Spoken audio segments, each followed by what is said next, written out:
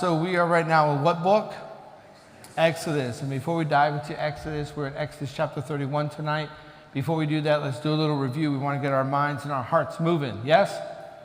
Excellent. Good. Let me ask you some questions, Team Grace. And you know these answers. Please say them nice and loud. Huh? Team Grace, what does the word Bible mean? Library. There it is. Good. And how many books are in this sacred library? 73. And these 73 books are divided into the Old Testament and the New Testament. How many books are in the Old Testament? 46. How many are in the New Testament? 27. Do all Catholics and Protestants agree on the number of books in the Old Testament? No, regrettably we do not. How many books are in discrepancy? 7. And those 7 books are properly called the Deuterocanonicals. When we go to the Old Testament and we're looking at the different books, we know that these books of the Old Testament are organized into how many major parts? 4 major parts. What's the first part? Pentateuch.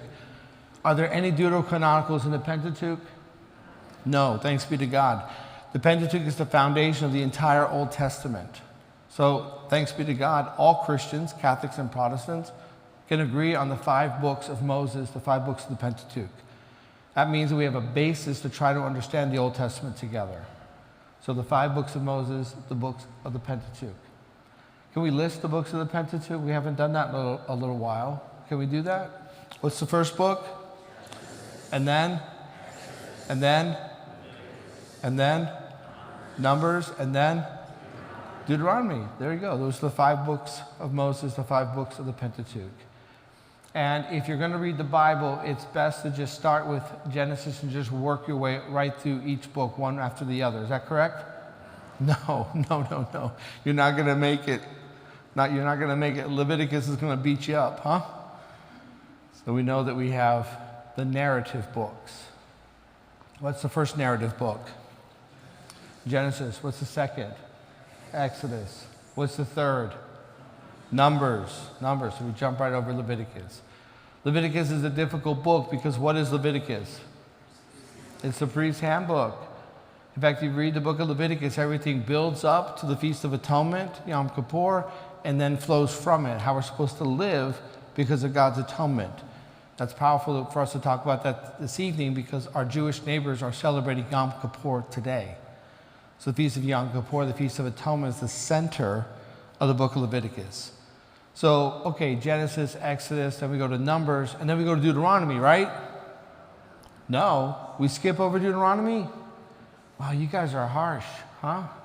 Wow. Who really favored Deuteronomy? Jesus. In fact, after the book of Psalms, Deuteronomy is his most quoted book. In the Lord's teachings, he most quoted Deuteronomy. But Deuteronomy is also powerful because in terms of Moses, we can say Deuteronomy is what? His last will and testament. His last will and testament. But we skip over Deuteronomy and we go after Numbers. Where do we go? Joshua. Good. And that takes us out of the Pentateuch. That's the first part of the Old Testament, the Pentateuch. What's the second part of the Old Testament? The historical books. How many books? 16. And the historical books are the one that contain the most Deuterocanonicals. There's 4 of them, right? So we have, okay, the whole historical books. We're going to come back and visit them again. What's the third part of the Old Testament? Wisdom literature. How many books? 7. How many Deuterocanonicals? 2. And then the fourth part of the Old Testament is what? Prophetic. How many books? 18. How many Deuterocanonicals? 1. We are so close. What is the one Deuterocanonical prophetic book? Baruch. Again, a really great name, parents, right? I'm rallying the cause. We got Obadiah, we got Sirach. How about we have, like a Baruch? Wouldn't that be great? I'm just throwing it out there, folks. All right. So that's the Old Testament. How many major parts are there in the New Testament? 4. What's the first part? The Gospels. How many books? 4. Can we list them? Wow. And Matthew, Mark, and Luke are so similar that we call them the what? Synoptics. Exactly. John is in a league all his own. He has a different purpose in how he's drafting and writing his gospel book. Okay, so what's the second part of the New Testament? Historical. How many books? One. What book is that? Acts of the Apostles. During what liturgical season in the church do we highlight and emphasize the Acts of the Apostles? Easter, the Easter season. Bravo. What's the third part of the New Testament? Oh, yes. The apostolic letters. How many apostolic letters? 21. 21. How many of those 21 letters were written or inspired by St. Paul?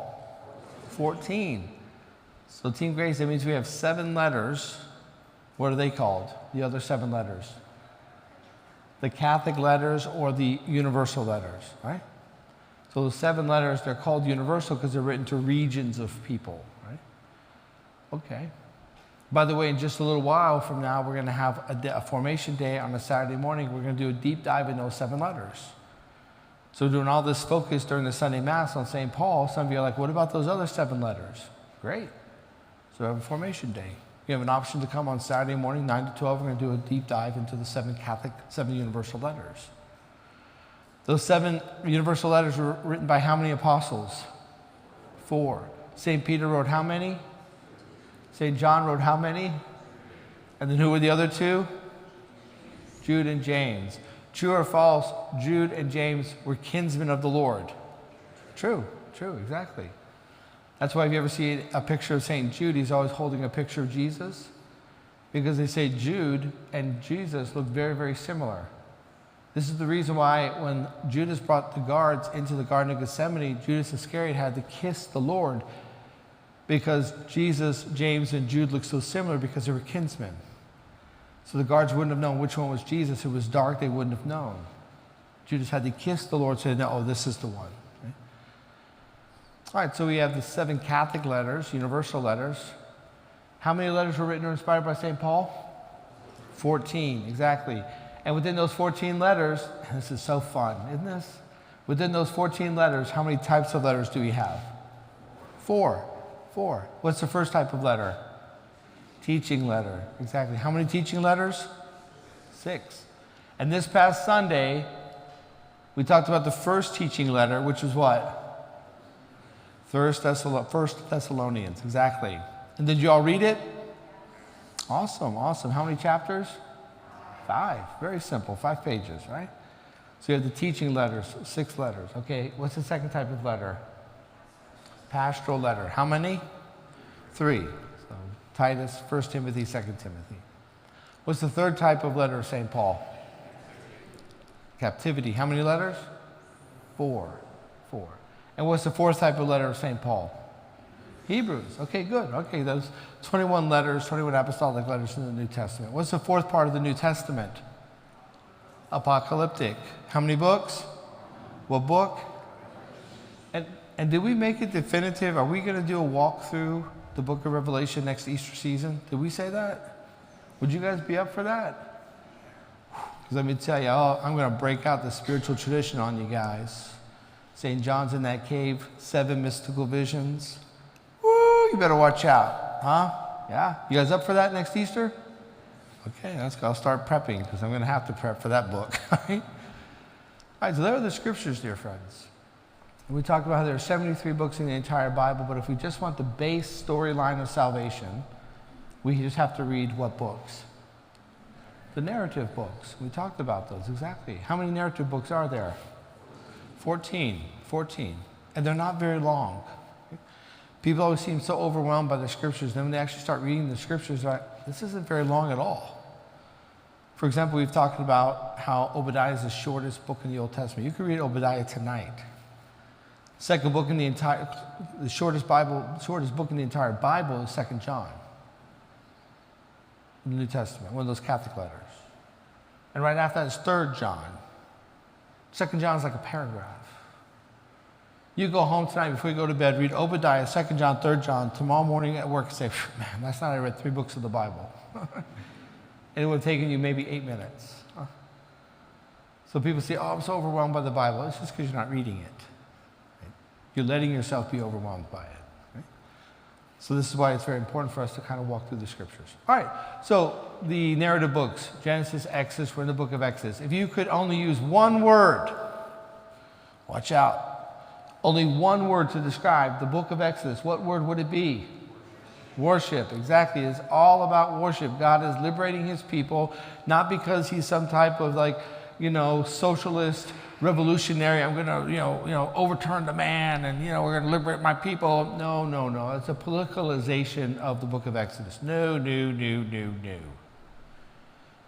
God liberates his people so they can worship him. So God has liberated his people powerfully. Man, no one could even doubt the fact that God is working. He humbles the false gods of Egypt. He liberates his people. Powerful exodus. They get into the desert. Once they're in the desert, they make their way all the way down to Mount Sinai, also called Mount Horeb. And Moses has already been there. He knew that area. Now he's with God's people. He goes up on the mountain, and he's there for some duration of time. And God begins to describe to Moses everything that he wants. Exactly what's supposed to be set up, what color it's supposed to be, what material it's supposed to be, everything. God is very, very precise. Do you think the contemporary American worshiper would resonate and understand that precision by God? No. I want us to go and read those portions of Exodus down at Transformation or down at Elevation and see what they do to reconcile that. Huh? Because here God is very particular, very precise. Worship isn't a free-for-all. It's not entertainment. It's not about warm fuzzies. It's not about getting something from it.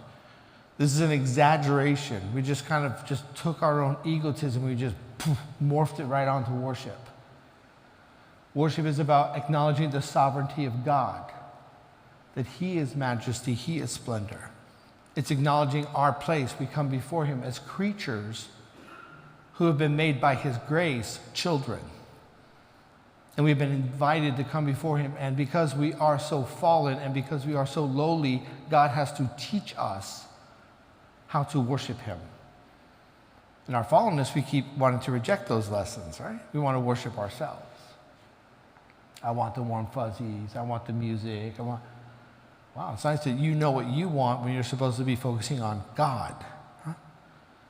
So the book of Exodus definitely is teaching us. And sometimes we get people who say, but that's the Old Testament. Don't do that. I like how everyone wants such a great disparity between the Old Testament and New Testament. Huh? Say, Lord Jesus brought about the new and everlasting covenant. He places his sacrifice within the context of what feast? Passover. He's showing that he's just fulfilling what's being done. He's not saying, hey, we can slum it now. You can just do whatever you want. The Lord's saying, no, everything that you had, now it's going to be fulfilled. And of course, if you see the Catholic Church authentically expressed, you can see that. You can see how the Catholic Church is the new Israel of God. That everything that God did in the Old Testament is fulfilled in the new and everlasting covenant, which was entrusted to the Lord's church. So with that, let's go to the beginning of Exodus chapter 31. Moses, again, is still up on the mountain. The people of God are still below.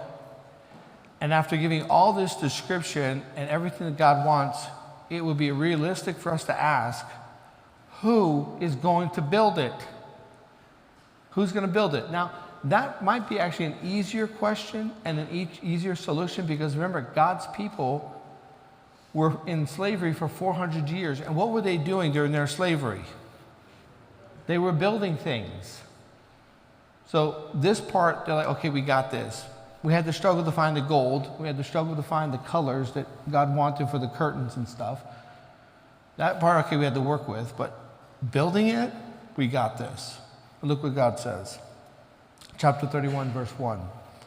The Lord said to Moses, see, I have called by name Bezalel and the son of Uri and the son of Hur of the tribe of Judah, and I have filled him with the Spirit of God, with ability, intelligence, with ability and intelligence, with knowledge and all craftsmanship. So God is now saying he's just given the whole description for the tabernacle, the Ark of the Covenant, and the ordination of priests. And now God's saying, I've chosen this person, and I've given him the abilities and the talents and the creativity to do what I've asked. In order for that person to have those abilities and talents, what did God give him? He gave him the Spirit. See, I have filled him with the Spirit of God. Says, I've already given it to him. Moses is up on the mountain. This guy is somewhere with the crowd down at the bottom. God says to Moses, I've chosen him, and he's got my Spirit. Because he has the Spirit, he has all these gifts. Verse 4, to devise artistic designs, to work in gold, silver, and bronze, in cutting stones for setting, and in carving wood for work in every craft. So he's made this guy a master builder. He's a master artist. And right now, we have no idea who this guy is. For us, it's just some random guy down in the crowd.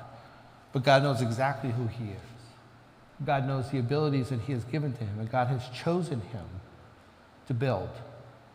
So everything that God has described to Moses, this gentleman is going to be the one to build.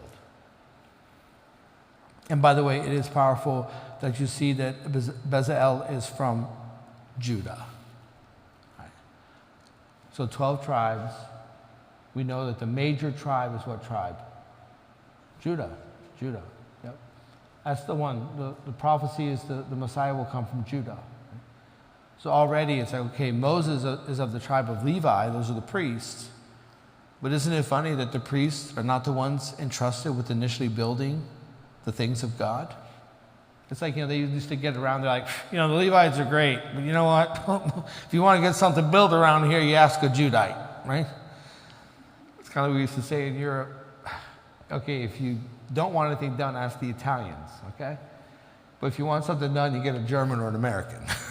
Then things will get done, right? So here it's like, you get a Judite. So God has chosen this person. Verse 6, and behold, I have appointed him with Choliab, the son of Ahisamach of the tribe of Dan. And I have given to him, I have given to all able men ability that they may make all that I've commanded you. So he's chosen both a tribe from Judah and a tribe from Dan. That's going to be significant because later, during the settlement period, Judah is going to be the south, Dan is going to be the far north. So God literally chose the south and the north to be united in building his place of worship. But it wasn't just these two men. Who else was given the ability to build? All men. He said, I've blessed all men. Everyone is given. Look. And I have given to all able men ability that they may make all that I've commanded you. So even the things that God's asking us to do, we can't do by ourselves. He has to give us his strength, his Spirit. That's true today. God asks us to do all kinds of things, and he gives us the Spirit that we need to accomplish it. Someone says, I know what God's asking me to do, but I can't do it. No, that's not true. That's not true. If God's asking you to do it, you have the grace to do it. You have his Spirit. Remember St. Paul? He tells us three times I cried to the Lord, take this thorn from my side. Huh? And God said no. He said, my grace is sufficient. That's it. Suck it up, buttercup. Like you can do this. Whatever I'm asking you to do, I'm giving you the grace to do it. In our lives, wherever we are, whatever's going on, whatever God is asking, he's given us the grace, the strength, the power to do it. Verse 7, the tent of meeting and the ark of the covenant and the mercy seat that is thereon, and all the furnishings of the tent, the table and its utensils, and the pure lampstand with all its utensils, and the altar of incense, and the altar of burnt offering with all of its utensils, and the laver and its base, and the finely worked garments, the holy garments for Aaron the priest, and the garments of his sons for their service as priests, and the anointing oil and the fragrant incense for the holy place, according to all that I have commanded you, they shall do. So God's reminding Moses, that's kind of a nice summary of everything that we've just been reading about and studying about in the book of Exodus. He's okay, here, these are all the things. I've appointed this Judite and this member of Dan, and they're going to be the leaders, and I've also blessed all the able-bodied men with the ability to build. So now they have my Spirit, my grace to do what I have asked. So Moses now is wrapping up his time on Mount Sinai. And we know, because part of the story, this part of the story, most of us will recall, that as Moses is wrapping things up on Mount Sinai, there's thunder, there's lightning, the earth is quaking. It's really, really scary, huh? And God's people have been down there waiting and waiting and waiting. Moses has been up there for 40 days. They're waiting and they're waiting. Oh no, what's going on? And right when he's wrapping it up, he's about to walk down, God's people give up. And they start to worship not only an Egyptian god, but also an Egyptian god who's worshipped in the desert. And they make what? The golden calf. The golden calf. Pretty powerful. Shocking. When we get to the golden calf, it's going to be freaky. Because did you know the golden calf talked to them? And when they tried to burn the golden calf, it began to scream and yell blasphemies. Did you know that? It's weird. Like the full story of the golden calf is like, what? What is going on here? Yeah. Called a false god, a bad spirit. So Moses is actually performing an exorcism as he begins to smash the golden calf. Because the Egyptian gods had been humbled, but they didn't want to give up. They wanted to keep fighting.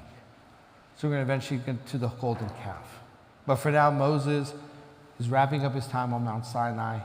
These two leaders have been appointed. The men of Israel have been blessed with God's Spirit so they can build what God has commanded. Sound good? You guys ready for next week? Next week, we're going to continue on through chapter 31, and our task is to get as much done of Exodus as we can during the rest of our module. That sound like a plan? Awesome. See you next week. Thank you.